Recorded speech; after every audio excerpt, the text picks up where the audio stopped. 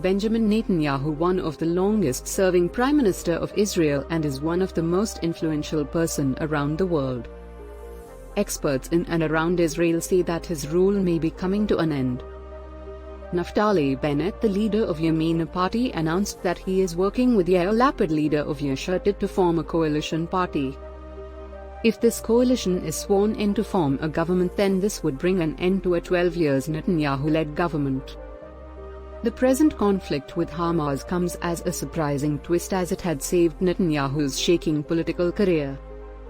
During the beginning of 2021, Netanyahu had failed to form a coalition government following an indecisive parliamentary election, and his political rivals were on the brink of pushing him out of the office.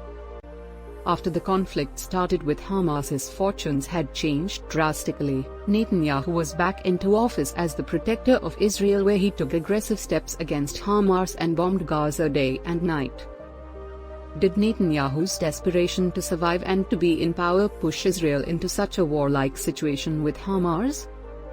It is well known that a cabinet minister loyal to Netanyahu and head of the Israeli police authorized the closure of popular gathering spot for Palestine during the holy month of Ramadan. This led to violent protests and finally led to the closure of Al-Aqsa Mosque.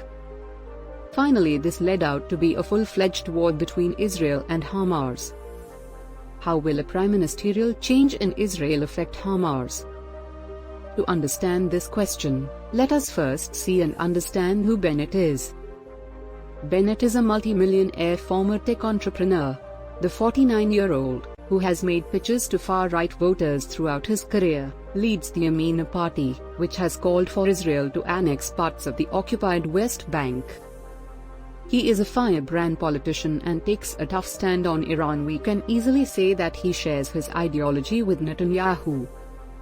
In fact, Bennett was a part of Netanyahu-led government in 2018, and this coalition had collapsed in the same year. He has served as a defense minister and education minister in the Netanyahu-led government. Finally, if Bennett is elected as the next Prime Minister of Israel, Israel cannot expect much from him, since his policies and ideology do not differ from Netanyahu's vision.